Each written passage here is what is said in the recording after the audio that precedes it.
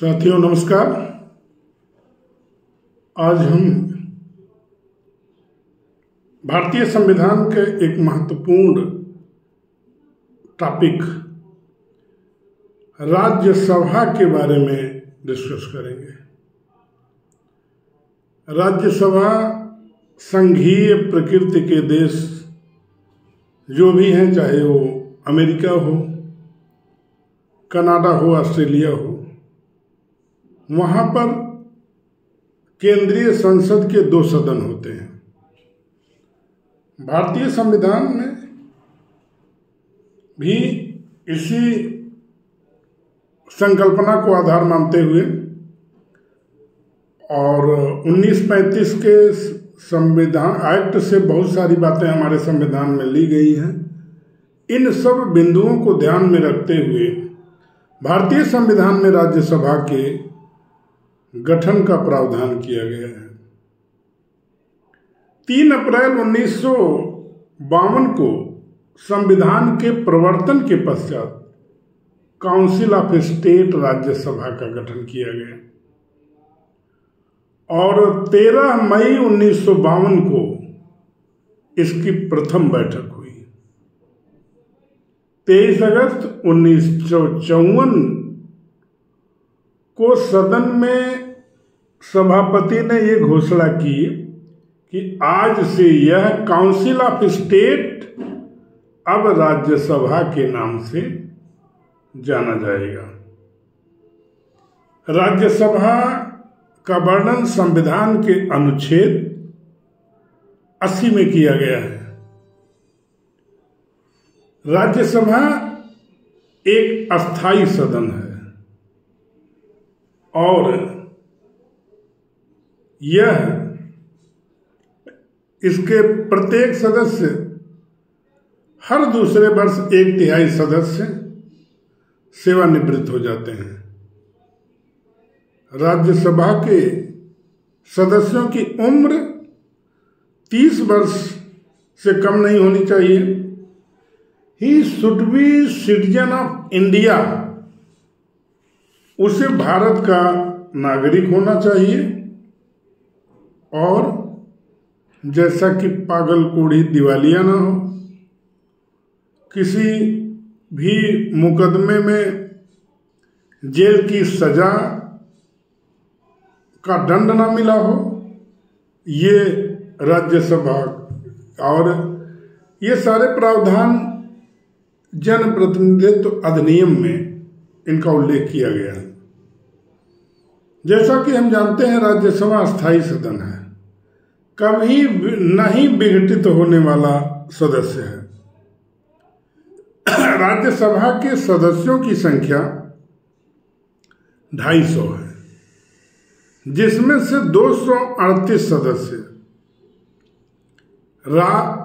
राज्य एवं संघ शासित क्षेत्र की विधानसभाओं के द्वारा एकल संक्रमणीय मत पद्धति के द्वारा अप्रत्यक्ष रूप से चुने जाते हैं और प्रत्येक सदस्य का कार्यकाल 6 वर्ष का होता है। शेष 12 सदस्य राष्ट्रपति के द्वारा नामांकित किए जाते हैं। ऐसे सदस्य जो साहित्य, विज्ञान, संगीत, कला आदि क्षेत्रों में प्रवीणता प्राप्त किए होते हैं, वो अपनी कला, ज्ञान, साधना से मर्मज्ञता प्राप्त किए होते हैं। उनके इस कौशल्य का लाभ उठाने के लिए, उनकी प्रवीणता, निपुणता का लाभ उठाने के लिए, और ऐसे लोग जो सृजन में अपने आप पूरी जीवन खपाते हैं, वो चुनाव में रुचि नहीं लेते हैं, चुनाव लड़ने में सीधे रुचि नहीं लेते हैं। तो उनकी ज्ञान का, कला का और उनके पास अथाह समृद्ध अनुभव का जो भंडार है, उसका लाभ लेने के लिए 12 सदस्यों को राष्ट्रपति के द्वारा राज्यसभा के लिए नामांकित किया जाता है। ये नामांकित सदस्य राष्ट्रपति के चुनाव में भाग नहीं लेते हैं, लेकिन जब राष्ट्रपति पर महाभियोग आर्टिकल 56 एवं अनुच्छेद 61 के तहत जब कभी महाभियोग की कार्यवाही होती है तो उस समय ये नामांकित सदस्य वोट देते हैं। राष्ट्रपति के निर्वाचन के समय ये वोट नहीं देते हैं और राज्यसभा की बैठकों में भाग लेते हैं, चर्चा पर चर्चा में भाग लेते हैं और विधेयकों पे भी पूरा वोटिंग राइट इनको होता है। राज्यसभा का महत्व द्वितीय सदन के रूप में है। ये बात अलग है। संघीय व्यवस्था में अमेरिका की सीनेट की तरह भारत में सभी राज्यों को समान प्रतिनिधित्व नहीं दिया गया है। हमारे यहाँ जनसंख्या के आधार पर राज्यों को समान प्रतिनिधित्व दिया गया है। इस प्रकार उत्तर प्रदेश जैसा विशाल राज्य जिसकी जनसंख्या अधिक है, उसके सदस्यों की संख्या अधिक है। उसी प्रोपोर्शन में जैसे जैसे राज्यों की जनसंख्या कम है उनको उसी अनुपात में समान प्रतिनिधित्व दिया गया है। उपराष्ट्रपति राज्यसभा का एक्स ऑफिशियो चेयरमैन होता है, जबकि स्वयं वह राज्यसभा का सदस्य नहीं होता है। उपराष्ट्रपति के द्वारा राज्यसभा की बैठक का संचालन किया जाता है, उसकी अध्यक्षता की जाती है। राज्यसभा का संचालन नियमों, कानूनों, प्रक्रियाओं के तहत हो और इसका पूरा निरीक्षण पर्यवेक्षण के अधिकार उपराष्ट्रपति के पास होता है। राज्यसभा के सचिवालय का प्रमुख भी उपराष्ट्रपति होता है। राज्यसभा अपने सदस्यों में से कार्यवाही के उचित संचालन के लिए उपसभापति का चुनाव करती है और उपसभापति राज्यसभा के संचालन में उपराष्ट्रपति को सहयोग देता है। लेकिन जब राष्ट्रपति के रूप में कार्यकारी राष्ट्रपति के रूप में कार्य करता है, उस समय राज्यसभा का उपसभापति सभापति के रूप में राज्यसभा की बैठकों की अध्यक्षता करता है। राज्यसभा उपराष्ट्रपति को हटाने की कार्यवाही राज्यसभा में प्रारंभ होती है। 14 दिन की सूचना पर उसको हटाने की कार्यवाही प्रारंभ की जा सकती है। राज्यसभा उपसभापति को अपने बहुमत के द्वारा उसे हटा सकती है। राज्यसभा की एक विशेष कुछ धन विधेयक के मामले में राज्यसभा द्वितीय सदन के रूप में उसकी स्थिति थोड़ा सा कमजोर है। अनुच्छेद 110 में धन विधेयक का प्रावधान है, जिसमें बताया गया है कि धन विधेयक राज्यसभा में पुनर्स्थापित नहीं किया जा सकता। राज्यसभा 14 दिन से ज्यादा धन विधेयक को रोक नहीं सकती है और अगर रोकती है तो वो पास मान लिया जाएगा। राज्यसभा संशोधन कर सकती है, लेकिन ये जरूरी नहीं है कि लोकसभा उस संशोधन से सहमत हो।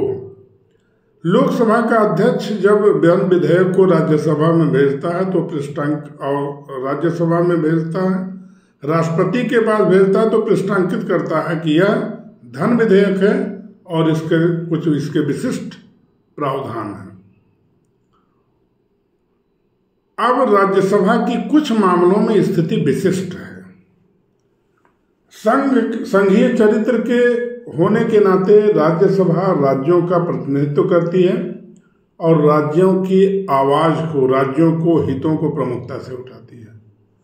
दूसरी महत्वपूर्ण बात है कि जब लोकसभा विघटन की स्थिति में होती है, लोकसभा का चुनाव होने वाला होता है विघटन की स्थिति में, तब अनुच्छेद 352, 356, 360 से संबंधित प्रस्ताव को स्वीकृत देने का कार्य राज्यसभा का विशेष अधिवेशन बुलाया जाता है और वहां पर वह स्वीकृति देने का कार्य करती है। राज्यसभा की अनूठी स्थिति है अनुच्छेद 249 के तहत किसी राज्य सूची के विषय पर राज्यसभा में उपस्थित एवं मतदान करने वाले 2/3 बहुमत से उस विषय को राष्ट्रीय महत्व का विषय घोषित कर सकती है। इसी प्रकार 312 जो कि ऑल इंडिया सर्विसेज के गठन, all India services Akhil Bharatiya सेवाओं की बात करता है। यहाँ पर राज्यसभा में उपस्थित एवं मतदान करने वाले 2/3 बहुमत से एक नई राज्यसभा की संस्तुति पर एक नई अखिल भारतीय सेवा के सृजन का प्रावधान किया जाता है। इस प्रकार राज्यसभा, जिसका उल्लेख अनुच्छेद 80 में किया गया है, संसद, राज्यसभा, लोकसभा और राष्ट्रपति, इन तीनों को बना करके संसद बनती है और संसद के द्वारा विधि निर्माण किया जाता है। इस विधि निर्माण की प्रक्रिया में राज्यसभा द्वितीय सदन के रूप में एक अनोखी ऊंची स्थिति है। ये हम कहीं से भी नहीं कह सकते हैं कि राज्यसभा कमजोर सदन है। राज्यसभा में उम्र 30 साल चुनाव की है तो निश्चित ही है कि अधिक उम्र के अनुभवी लोग आते हैं। राज्यसभा में 12 सदस्य अन्य विधाओं से और कला प्रवीणता के द्वारा नॉमिनेट होकर के आते हैं। ये स्थिति कुछ ऐसी है जो राज्यसभा को विशिष्ट स्थान प्रदान करती है। नमस्कार।